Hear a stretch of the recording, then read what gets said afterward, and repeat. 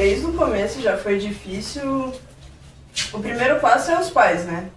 Quando a gente se trata dos pais, quando eles são bem conservadores, já é bem complicado. E aí... Mas é aquilo, depois que você enfrenta os pais, você enfrenta mais qualquer coisa. Que eu acho que a parte mais difícil é os pais, mas é uma luta diária, né? E tem a Laura, né, que tá aqui agora. Às vezes a gente sai, como toda família sai pra ir pra um parquinho, sai pra ir pra comer alguma coisa. Agora não tão frequente por conta da pandemia, mas só às vezes o fato da gente ir no mercado pra fazer a despesa já é motivo para as pessoas olharem feio. Eu procuro não me incomodar, porque em relação à nossa vida o pessoal de fora não tem nada a ver com isso.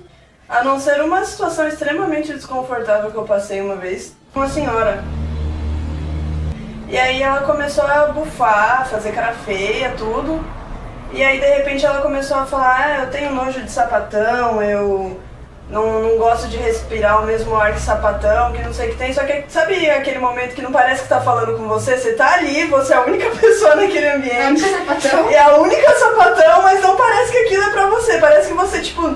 A gente não aceita estar dentro daquele lugar, daquele meio. Como que aquilo não fosse pra você. Como se, tipo, ser sapatão fosse algo ruim e que, tipo, anula tudo que você é como pessoa pelo fato de ser sapatão. Mas aqui na rua também. A gente se mudou e aí o pessoal, tipo, vê que a gente entra e sai, tem duas mulheres, uma criança e tal. E eles olham estranho. Tem uma roda de pessoas, sim. Aí o carro encosta, eles param de conversar pra gente ver a gente entrando na casa. É muito engraçado isso, mas fazer o quê? E até mesmo, eu nunca sofri alguma coisa assim, ao extremo. Mas são pequenas coisas, por exemplo, quando a gente ia se mudar pra Portugal, a minha tia, né, conversou com meu irmão. E aí ela conversando com ele e tal, eles têm muito problema de falar assim, não, a mulher da Gabriela é sempre tipo a amiga. Amiga. Ah não, porque vai vir ela e a amiga. E minha cunhada falou, não, elas se casaram, tá em papel e tudo, e elas são mulheres, não são amigas. Então, tipo, isso me incomoda um pouco. Eu nunca sofri nenhum tipo de preconceito onde eu trabalho. Se você for levar em consideração uma firma que tem mais de 1.500 funcionários, não tem ninguém que, tipo, que fique te diminuindo, por isso me faz me sentir muito bem lá. Eu acabo desenvolvendo o meu trabalho muito melhor do que se eu tivesse que trabalhar num lugar onde que as pessoas não me aceitariam. O fato de eu ser casada com uma mulher não me faz menos competente de um heterossexual, sim, seja quem for. O ideal é a gente estar sempre trabalhando, sempre fazendo o melhor, porque não somos nenhum alienígena, né? Somos pessoas normais que trabalham, pagam seus impostos e vivemos a nossa vida. Um ponto forte também, que eu acho que entra nesse negócio de preconceito, é eu ter uma filha. Sim. Pra mim, tipo, o pessoal pergunta bastante, nossa, mas você tem uma filha e é casado com uma mulher? Então eles não sabem, tipo, dividir isso. Eu entendo que tem gente que não consegue entender, etc. Mas não é porque e se eu tivesse, sei lá, adotado, inseminação, alguma coisa do tipo? O fato da gente andar com a Laura aqui, como eu falei, no parquinho, essas coisas, as pessoas olham feio, como se a gente não soubesse cuidar de uma criança. Mesmo as pessoas não convivendo aqui, não vendo o nosso dia a dia, como se faltasse alguma coisa aqui dentro de casa. Uma das partes mais difíceis de me assumir foi que eu me descobri assim no ensino médio. E a escola em que eu estudava, apesar de ser uma escola muito pra frente, a minha sala era muito mente fechada. E eu escutava muitos comentários das pessoas que eu andava na época, e um deles que me marcou foi na festa de aniversário de uma das meninas que eu era amiga. E ela me disse que uma das amigas dela tinha se assumido lésbica e que isso era nojento, porque ela dormia na mesma cama que a amiga dela, ela já tomou banho com a menina e que isso era um absurdo. Nesse mesmo dia a gente foi no parquinho do condomínio dela e a gente encontrou um casal de gays com uma filha. E eles estavam perguntando onde ficava algum lugar lá dentro do condomínio, porque eles eram novos na cidade. E assim que eles saíram de lá, os comentários foram: que nojo, como que pode um casal de gays ter filhos? Imagina a cabeça da criança, como vai ficar, o que essa criança vai passar. Isso fazia com que cada vez mais eu me fechasse, tivesse medo de me expor. para a sociedade que eu realmente era.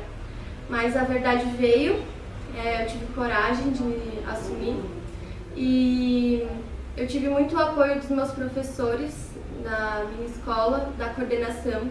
Eles foram essenciais assim para eu continuar firme, para eu não desistir dos meus objetivos. E eu agradeço muito tudo que eles fizeram para mim. Eu acho que se não fosse eles, eu jamais teria conseguido passar por aquela fase difícil, porque também foi a fase em que eu assumi para minha família. E no começo também foi muito atordoante. Eu ter encarado assim, e tão nova, né, para as minhas avós, para os meus pais. Mas todo mundo começou a me olhar de maneira diferente e a entender que eu não mudaria nada sendo quem eu sou, que eu só seria mais feliz. Conheci muitas pessoas bacanas que eram como eu e aí eu me senti acolhida por todos esse grupo de amigos. Foram essenciais também assim, para o meu crescimento e amadurecimento. Eu vi que tudo bem ser assim, sabe? Que eu não estava errada em ser como eu sou, que o amor é lindo.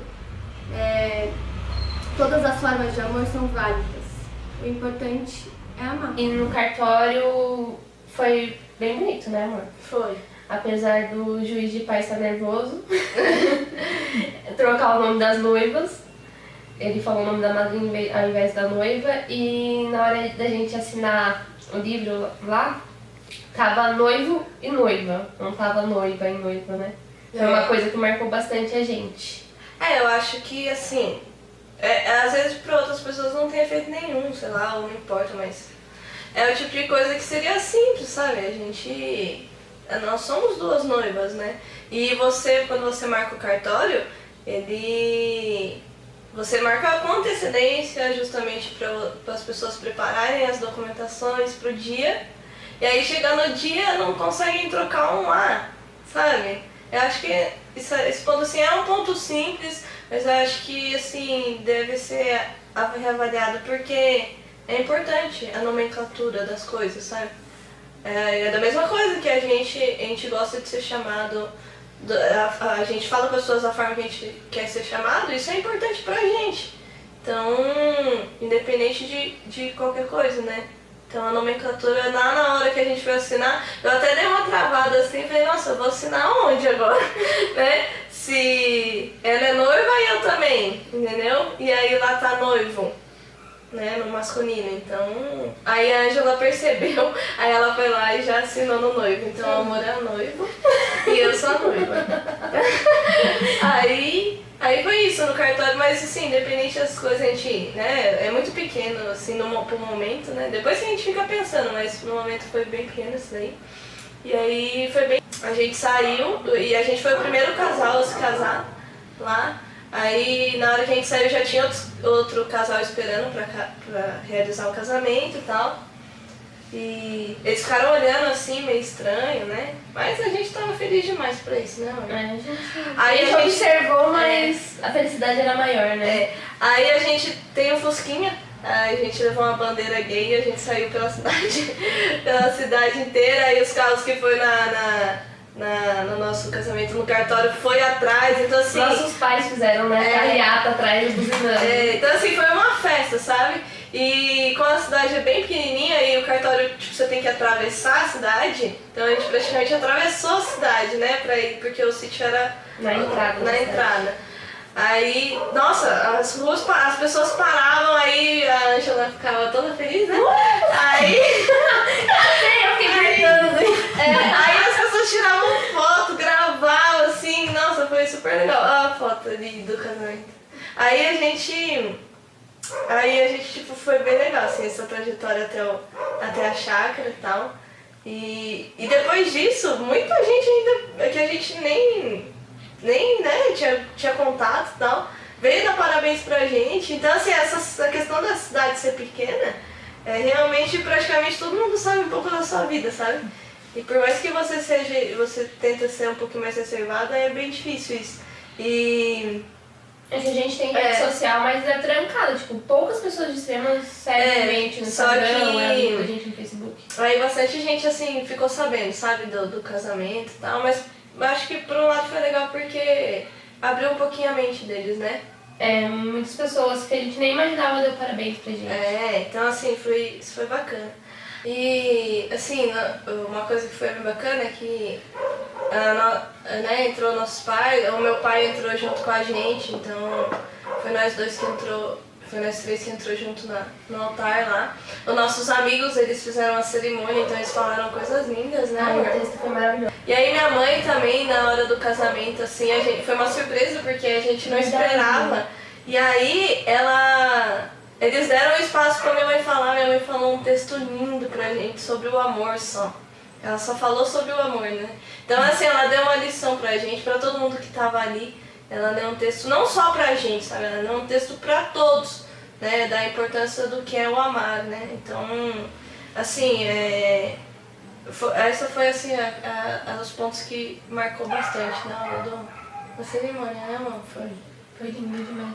Foi lindo, né? A parte mais difícil de ser LGBT, como sempre, acho que para a maioria é a família, né? Eu me assumi com 19, eu tô com 29 e a minha família no começo não aceitou. Hoje ainda tem uma certa dificuldade, eu não falo com meus pais por milhares de outros problemas.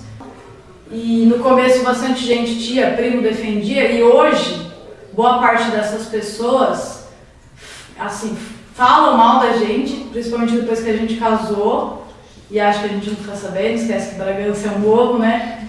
Eu acho que a parte mais difícil é isso, eu sinto muita falta principalmente da minha sobrinha, que eu sei que o meu contato com ela está cada vez sendo mais raro, e a gente sabe bem por quê, porque ela mesma já falou, e criança não mente, né?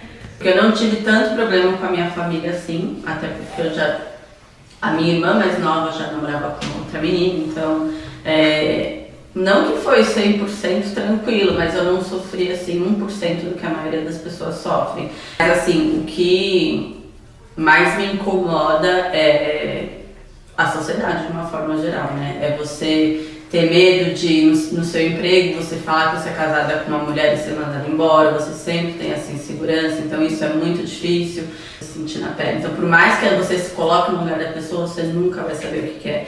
Então, assim, tem momentos que a gente tá bem, que a gente não liga e segue em frente, mas tem dia que a gente tá mal, em qualquer olhar aquilo já desmonta a gente, né? Você tem que ficar lidando. Eu sou professora, por exemplo, então eu sempre tenho que ficar pensando do aula em escola particular. Então, e se eu falar, e se o pai do aluno me encontrar, e se forem lá falar, então assim, é uma pressão muito grande que incomoda demais. Tanto que assim, no começo, quando eu comecei a trabalhar, por exemplo, em uma das escolas, eu ainda não tinha nem conhecido ela, né? Então, quando a gente assumiu o relacionamento e ficou sério, eu fui lá conversar com a minha diretora, expliquei o que estava acontecendo, ela super me acolheu, até porque a gente vinha encontrando alguns pais de alunos. Antes da pandemia, quando a gente ia pro shopping, qualquer coisa assim, se ela viu um aluno, eu já tinha que soltar da mão dela na hora. Aquela tensão, né? Porque você não sabia quem... E assim, é triste isso, né? Porque eu não tô fazendo nada de errado, eu tô de mão dada com uma mulher no shopping, não é uma cena de violência pra ter que ocultar, né? Muito pelo contrário, mas... Exatamente. Então, aí no começo, eu conversei com ela foi super bacana, né?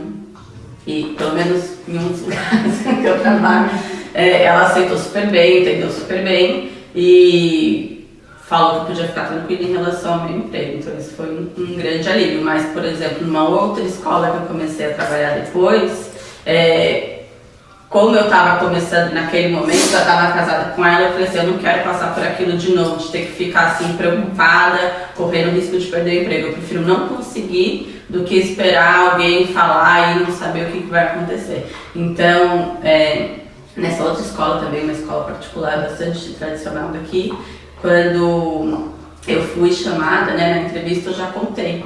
E percebi que minha coordenadora assim, ficou branca na hora.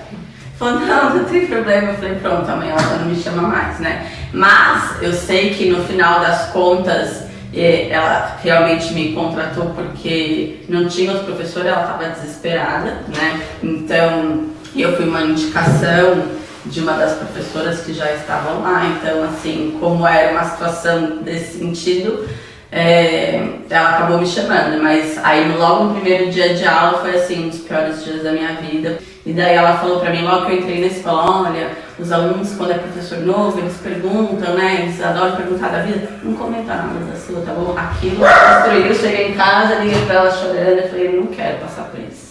Aí eu falei pra ela que se ela quisesse continuar. Aí eu falei assim, mas assim... Isso, infelizmente, é corriqueiro na nossa vida, né? Mas é muito melhor agora que tomei essa decisão de sempre falar antes, sabe? Eu prefiro morar embaixo da ponte, mas eu não quero, assim, ficar escondendo quem eu sou e ter que ficar vivendo, escondendo nessa tensão. Então, é muito difícil de todas as formas, mas pelo menos desse jeito eu sei que tô tranquila do jeito que dá, né? Mas é coisas que a gente passa todo dia. Por exemplo, se você vai no mercado, como ela já falou pra mim, se ela vai sozinha, ninguém repara na existência dela. Quando ela vai comigo, um simples gesto de falar, tipo, amor, você esqueceu tal coisa. Nossa, as pessoas te olham como se você fosse um alienígena ali. Tem gente que, inclusive, se tiver atrás de você na fila do mercado, a pessoa fez questão de você mudar. percebe que a sua presença está incomodando. Exatamente. E é uma coisa que a gente não deveria se acostumar, mas a gente sabe que no país que a gente vive, com o atual governo, a gente ou se acostuma ou se pira, porque é corriqueiro, é normal.